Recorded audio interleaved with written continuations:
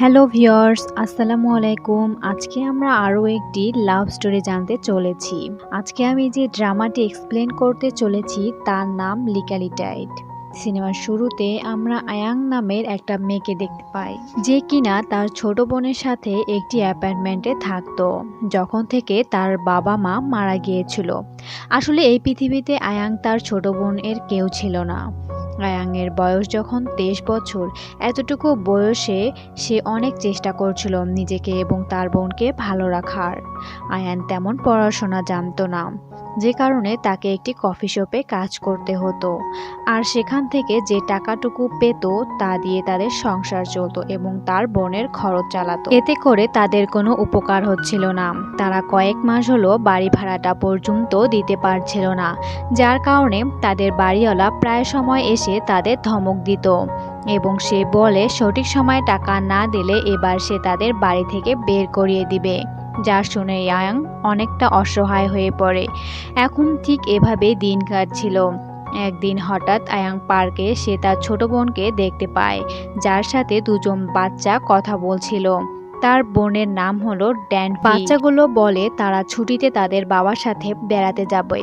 সেও কি তার পরিবারের সাথে বেড়াতে যাবে? ড্যানফি বলে তারাও বেড়াতে যাবে। আসলে ড্যানফি এখানে দেখাতে চাইছিল যে তারাও অনেক ভালো আছে, কিন্তু বাচ্চা দুজন বলে কিভাবে বেড়াতে যাবে, তার তো বাবাই নেই। আসলে বাচ্চাগুলো তার বাবা না থাকার জন্য তাকে বুলি করছিল।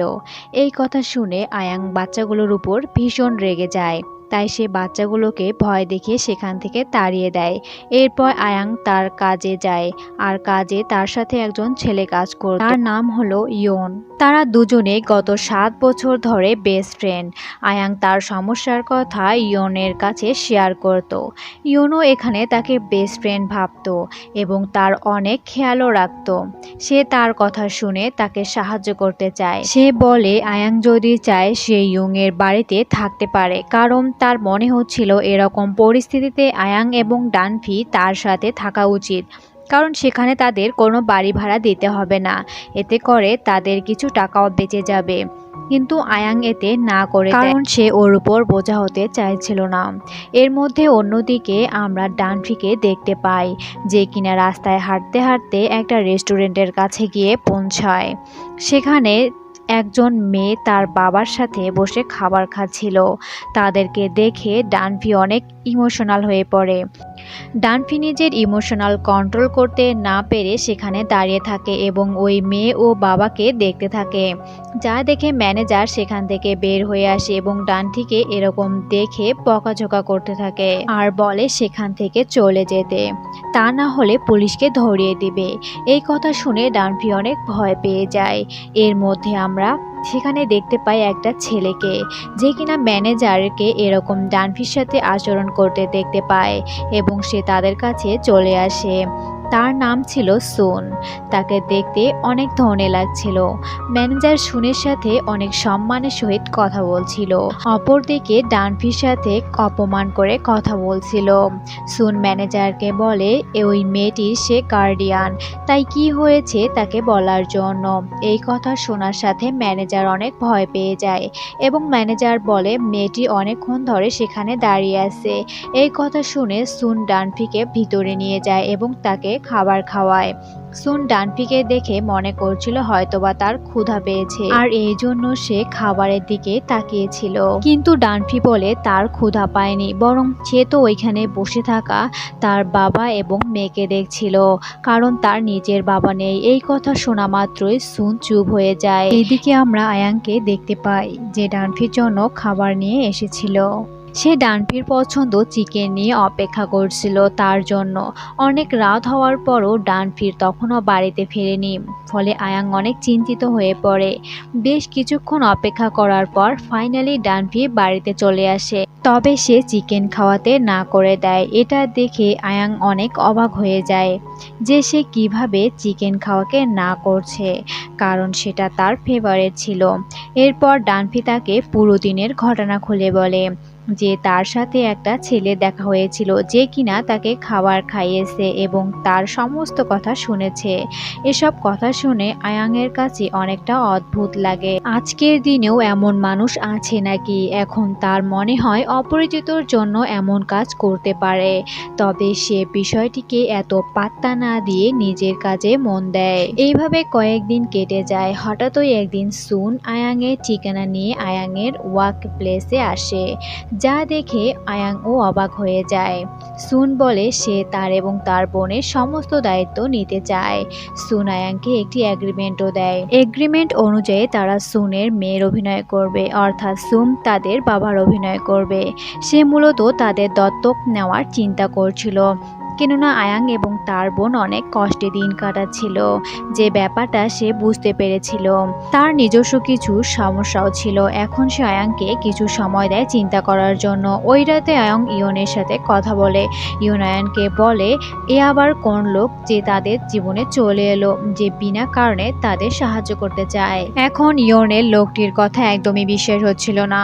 তাই সে আয়াংকে বলে তাকে মানা করে দিতে, কারণ সে কন্ট্রাক্টে লেখা ছিল সুনের সাথে আয়াং অর্থাৎ ডালফির তার বাড়িতে থাকতে হবে। আর এর জন্য ইয়ং অনেক টেনশনে পড়ে যায়, কারণ আয়াং এবং ডালফির জন্য চিন্তা হচ্ছিল। আয়াং বলে তাকে এই ডিলটি অ্যাকসেপ্ট করতে হবে, যাতে করে তাদের থাকার কোনো সমস্যা না হয় এবং তার বোনের খরচ সে চালাতে পারে। কিছুদিন পরে দৃশ্য আমরা দেখতে পাই, যেখানে আয়ান এবং তার বোন সমস্ত জিনিসপত্র নিয়ে চলে গিয়েছিল। এখানে জানা যায় যে জুনের বয়স মাত্র 28 বছর। সে একটি বড় কোম্পানির সিইও। তার বাড়িটিও অনেক বড় ছিল। সেখানে শুধুমাত্র সে একলাই থাকতো। তবে এখন আয়াংরাও চলে আসার কারণে তারা 3 জন লোক হয়ে গিয়েছিল। এর পরের দিনই আয়াং ইয়নকে মেসেজ করে জানিয়ে দেয় যে তারা সুনের বাসায় পৌঁছে গিয়েছে। এটা শুনে ইয়নের প্রচণ্ড রাগ হয়। ইয়ন আয়ানকে বলে এটা তুমি কিভাবে করতে পারো? তবে ইয়ন তাকে কিছুই বলে না, কেননা সম্পূর্ণ এটা তার নিজের ডিসিশন ছিল। সে এটা ভেবে অনেক খুশি হয়েছিল যে অন্তত ডানফি একজন বাবা পেয়েছে। বাড়িতে সুন আয়ানকে বলে যে যেহেতু আয়াং এবং তার বোন তার বাড়িতে থাকে, তাই তাদের সুনের কথাই শুনতে হবে। তারাও এই কথায় রাজি হয়ে যায়। তাদের 3 জনের দিন খুব ভালোই কাটছিল। 3 জনের বন্ড আরো বেশি স্ট্রং হয়ে উঠছিল। হঠাৎই একদিন এক বৃদ্ধ লোক সেখানে এসে হাজির হয়, যে কিনা আয়াংকে দেখে অনেক অবাক হয়ে গিয়েছিল। সুন আয়াংকে বলে সে আমার আঙ্কেল হয়। তবে আঙ্কেল এখনো আয়াংকে দেখে চলেছিল। সে সুনকে বলে মেয়েটিকে। সুন বলে সে আমার বাড়িতে কাজ করে। এ কথা শুনে আয়াং অনেক অবাক হয়ে গিয়েছিল। সুন মূলত এখানে আয়াংয়ের ব্যাপারে মিথ্যা বলেছিল, কারণ তার আঙ্কেল যদি জানতে পারে সে তাদেরকে দত্তক নিয়েছে, তাহলে তার কোম্পানিতে অনেক সমস্যা হতে পারে। তো সে একটা কোম্পানির সিইও ছিল, আর এত অল্প বয়সে সে এত বড় বড় 2 জন মেয়েকে দত্তক নিয়েছে, সেটা জানাজানি হলে তার পজিশন নিয়ে অনেক সমস্যা হতো। আঙ্কেল আর তার সম্পর্ক খুব একটা ভালো ছিল না, আর এই জন্য সে আঙ্কেলকে মিথ্যা বলেছে। আঙ্কেল এখন চলে গেলেও সে তার ম্যানেজারকে বলে সুনের বাড়ির ওপর নজর রাখতে। এরপর তারা চলে গেলে সুন আয়াং এর কাছে ক্ষমা চায় তাকে কাজের মেয়ে বলার জন্য। তবে আয়াং এতে মন খারাপ করে না। এভাবেই বেশ কিছুদিন পেরিয়ে যায়। তারা দুজনেই অনেক কাছাকাছি চলে আসে। তাদের দুজনের সম্পর্ক আর বাবা মেয়ের মতো ছিল না, বন্ধুর মতো হয়ে গিয়েছিল। তারা দুজনের কাছে তাদের মনের কথাও শেয়ার করত। এখন ডানফির জন্য সে আয়াংকে দত্তক নিলেও মূলত সে আয়াংয়ের প্রতি দুর্বল হয়ে পড়েছিল। তবে এই ব্যাপারটা তারা বোঝার আগে বাইরের লোক বুঝে যায় আগে, কেননা তারা যেখানে যাচ্ছিল কেউ না কেউ তাদের ছবি তুলছিল, সেটা বাইরে হোক বা বাড়িতে। এদিকে সুনু ক্লিয়ার করতে পারছিল না যে আয়াংকে সে দত্তক নিয়েছে, ফলে মানুষ নানা রকমের ধারণা করতে শুরু করেছিল। এরপর একদিন আয়াং তার বান্ধবীর বিয়েতে যাচ্ছিল। সে অনেক সুন্দর করে সেজেছিল, যাকে দেখে সুন তার দিক থেকে চোখ সরাতেই পারে না, যার ফলে সুন প্রথমবারের মতো অনুভব করে যে সে আয়াংকে পছন্দ করে। বিয়ের অনুষ্ঠানের পর ইয়ন আয়াংকে তার বাড়িতে রাখার জন্য আসে। তখনই তারা নিউজে তাদের ছবি দেখতে পায়। ইয়ং এবং সুনের এসব ছবি অল্প সময়ের মধ্যে ভাইরাল হয়ে গিয়েছিল। এতে করে সুনের কোম্পানি অনেক ক্ষতির মধ্যে পড়েছিল। এটা দেখে আয়াংয়ের অনেক খারাপ লাগতে শুরু করে যে তার জন্য সুনের এত বড় ক্ষতি হতে চলেছে। আয়াং যখন ইউনের সাথে ছিল তখনই সুন সেখানে চলে আসে এবং আয়াংকে বলে সে তার সাথে বাড়ি যেতে। ওই সময়ে ইউন তাদের মাঝখানে চলে আসে এবং বলে আয়াং এবং ডানফি তার সাথে থাকবে। ইয়ং সুনকে এটাও বলে যে সে আয়াংকে ভালোবাসে, যার শোনা মাত্রই আয়াং পুরোপুরি হতবাক হয়ে যায়। তবে সেখানে সুনও চুপ থাকে না। সে বলে সে তাদের বাবা মায়ের এগ্রিমেন্ট ক্যান্সেল করে তাকে বিয়ে করতে চায়। এটা শুনে আয়াং আরো বেশি অবাক হয়ে যায়। আর এরপর সুন সেখান থেকে চুপচাপ চলে যায়। সুনের সিদ্ধান্ত বলে চলে গিয়েছিল, তবে বাস ভেঙে পড়েছিল আয়াংয়ের মাথায়। সে বুঝতে পারছিল না যে মাত্র কি হলো।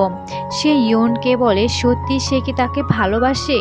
ইয়ন বলে যে সে সত্যি তাকে ভালোবাসে, তবে সে তাকে কখনোই বলতে পারেনি কারণ সে তার বেস্ট ফ্রেন্ড ছিল। সেই সাথে সে সাহসও পাচ্ছিল না আয়াংকে এইসব ব্যাপারে জানানোর জন্য। এই সব কিছু শুনে আয়াং আশ্চর্য হয়ে যায় কারণ সে কখনোই এগুলো ভাবেনি। তখনই আয়াং ইয়নকে বলে সে শুধুমাত্র তাকে বন্ধু ভেবে এসেছে। আয়াংয়ের এসব কথা বলতে অনেক খারাপ লাগছিল কারণ ইয়ন তাদের অনেক খেয়াল রাখত। আর এ কারণে সে ইয়নের মন ভাঙতে চাইছিল না, কিন্তু তার কাছে আর কোনো উপায় ছিল না। তার মনে হয় ইয়নকে সত্যিটা বলে দেওয়া ভালো, তাই সে তাকে সত্যিটা বলে দেয়। আয়াং সুনের কাছে চলে যায় এবং সেখানে দৌড়ে গিয়ে সে সুনকে বলে সে তাকে বিয়ে করতে রাজি আছে। সুন এই কথা শুনে অবাক হয়ে যায়।